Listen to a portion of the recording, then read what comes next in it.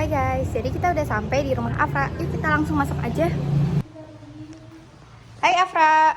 Hai. Kok ada Gian di sini? Kok kamu nggak bilang ada Gian? Iya, kita lagi main nih. Ih, main apa tuh? Kita main poker. Itu judi ya? Ya gitu. Emangnya boleh mainan judi kayak gitu? Emang nggak boleh ya? Aku juga kurang tahu sih. Mendingan kita pelajarin aja judi menurut hukum. Boleh, boleh. Ayo. Assalamualaikum warahmatullahi wabarakatuh. Waalaikumsalam warahmatullahi wabarakatuh. Jadi kami di sini dari SMK Telkom Purwokerto ingin mewawancarai Mas Agung sebagai pakar yang kuliah di fakultas hukum. Jadi langsung aja kali ya pertanyaannya tentang judi. Ya. Di Indonesia judi itu termasuk tindakan yang legal atau ilegal? Oke, kalau kita berbicara judi di Indonesia itu legal atau ilegal, sebelumnya kita bahas dulu nih. Indonesia itu negara hukum atau kekuasaan. Nah, di Indonesia sendiri itu negara hukum sebagaimana tercantum pada Undang-Undang 1945 pasal 1 ayat 3 yang berbunyi negara Indonesia berasaskan negara hukum. Jadi segala aktivitas yang Indonesia itu harus berdasarkan aturan yang sudah tercantum di Indonesia. Begitu. Jadi legal atau enggaknya saya jawab selanjutnya. Sebelum jawab lagi kita juga harus tahu nih, judi itu pengertiannya apa sih? Gitu. Nah, untuk menjawab sampai legal atau tidak, saya punya beberapa step ya. Jadi judi menurut KBBI itu dijelaskan bahwa judi adalah permainan dengan memakai uang atau barang berharga sebagai taruhan seperti main dadu, kartu, dan lainnya. Begitu ya. Itu pengertian judi menurut KBBI. Nah, untuk selanjutnya kembali lagi ke tadi, karena Indonesia negara hukum, jadi apapun aktivitas yang ada di dalam negara tersebut itu harus punya landasan hukum. Nah, berbicara tentang landasan hukum di Indonesia, untuk judi sendiri itu dilarang. Apa landasannya nih? Landasannya ada 4. Yang pertama itu Pancasila, sila pertama, yaitu ketuhanan yang Maha Esa. Jadi semua agama di Indonesia itu melarang adanya judi. Entah Islam, entah Kristen, entah Hindu, entah Buddha, itu melarang. Yang kedua itu landasan hukumnya apa? Landasan hukumnya itu nomor 2 Undang-Undang nomor 7 tahun 1974 tentang penertiban perjudian. Itu apabila judinya konvensional, contoh misalnya judi kipik. Nah, kalau yang modern itu judi modern itu diatur dalam Undang-Undang nomor 11 tahun 2008 tentang informasi dan transaksi elektronik. Jadi ITE kayak slot, kayak poker yang harus depo dan lain-lain gitu. Jadi memang judi yang dimaksud Undang-Undang UU ITE adalah judi modern begitu. Yang terakhir adalah pelaksanaan hukuman judi itu landasan hukumnya KUHP pasal 303 dan 303 bis gitu. Jadi ada 4 gitu. Jadi secara keseluruhan judi legal atau enggak sih di Indonesia? Jawabannya adalah ilegal, karena secara aturan dan secara pengertian itu memang tidak diperbolehkan di Indonesia gitu ya. Oke, lanjut. Terus hukuman apa yang bisa dijatuhi pelaku judi? Oke. Yang dimaksud mungkin pelaku ini ada 2 nih. Pelaku penyelenggara judi atau pelaku penjudi, orang yang judi. Yang mana dulu? Dulunya. Yang dua-duanya. Oke, yang pertama itu sebagai penyelenggara judi atau bandar ya.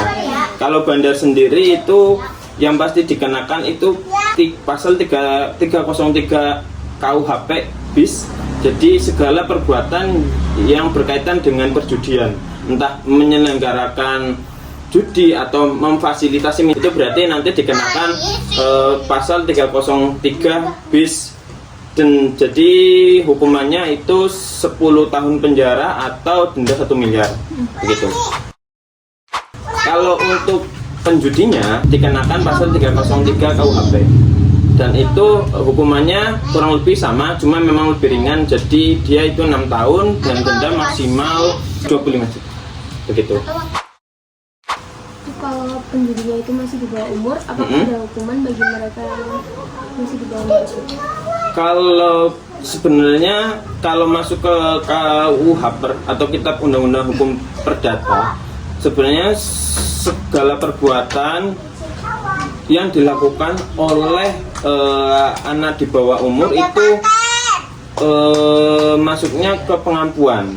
Tapi memang di sini jadi maksud pengampuan adalah jika yang judi adalah anak di bawah umur, yang dikenakan sanksi adalah orang tuanya. Tapi ada pengecualian khusus. Jadi itu KUHP yang lama. Jadi kita juga harus paham juga perkembangan hukum sekarang. Dan sekarang juga ukuran anak di bawah umur sekarang seharusnya lebih diperbarui gitu, karena anak di bawah umur itu banyak versinya. Jadi untuk hukuman anak di bawah umur dikenakan berapa, berarti kembalinya ke KUH pidana. Apakah ada hukuman tersendiri bagi mereka yang melibatkan anak di bawah umur ke dalam perjudian? Contohnya? Bandar itu yang ngajakin anak kecil. Dalam artian itu anak kecil itu kerja atau anak kecil itu menjadi penjudi? Menjadi penjudi. Oke. Jadi konteksnya di sini adalah judi itu usaha ya. Jadi bandar itu sedang usaha supaya dia itu mendapatkan uang sebanyak-banyaknya, dan di sini bandar itu mempengaruhi anak kecil supaya depo. Hukumannya tetap ada, tetap seperti yang saya sampaikan tadi. Dan itu kalau hukuman secara negara berarti dia pasti dikenakan pidana. Jadi apakah pidana atau tidak, pasti pidana gitu. Itu dengan catatan pidana itu salah satu alat bukti pidana itu ada alat bukti tertulis ataupun tidak tertulis. Kira-kira tindakan apa sih yang harus kita lakuin kalau misalnya kita melihat ada perjudian? Tergantung, kita juga harus realistis ya. Jadi misalnya di negara Indonesia menganut negara hukum, di mana sudah punya aturan yang pasti untuk mengkategorikan bahwa judi itu ilegal, tapi kita harus realistis dalam menerapkan itu. Jadi langkahnya yang pertama adalah kita memastikan dulu apakah itu benar-benar berjudi atau tidak. Yang kedua kita menanyakan. Yang keempat adalah menasihati dulu. Yang keempat, langkah keempat itu baru melaporkan. Itu langkah-langkahnya, tapi dengan catatan jika melaporkan harus punya bukti otentik atau video. Itu. Jadi nanti ada bukti yang bisa dijadikan landasan pelaporan tersebut. Apakah ada program atau layanan khusus yang disediakan oleh pemerintah untuk membantu mereka yang kecanduan judi? Untuk saat ini, setahu saya dan sejauh saya mencari, dalam tahap rehabilitasinya belum ada. Tapi untuk langkah preventif atau pencegahannya kita sudah ada. Dengan cara pemerintah melalui Kominfo itu langsung gercep itu untuk memblokir situs-situs judi online, begitu loh. Buat presentasi kasus judi di Indonesia itu termasuknya besar atau kecil ya? Kalau persentase umum dibanding kasus kejahatan lainnya, untuk persentase judi menurut data box yang tadi sudah saya baca itu belum menjadi persentase yang besar, karena judi adalah motif ya, bukan hasil akhir. Jadi judi itu motif untuk melakukan sesuatu. Menurut pandangan Mas Agung itu ke depannya bakal ada kemungkinan nggak sih buat judi itu dilegalkan di Indonesia? Oke. Kemungkinan, kita bicara kemungkinan ya. Jadi menurut saya keniscayaan itu ada. Jadi kemungkinan itu ada karena negara kita, pertama kita asasnya demokrasi, dari rakyat untuk rakyat, oleh rakyat, dan yang kedua itu kita negara hukum.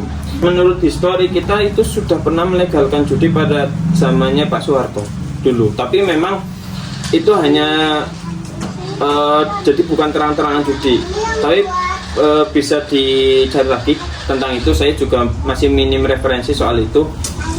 Untuk referensi yang lain kita bisa lihat di negara, contoh di Cina. Di Cina secara umum itu mereka itu melarang adanya perjudian, tapi secara khusus mereka itu memperbolehkan maka untuk tempat perjudian.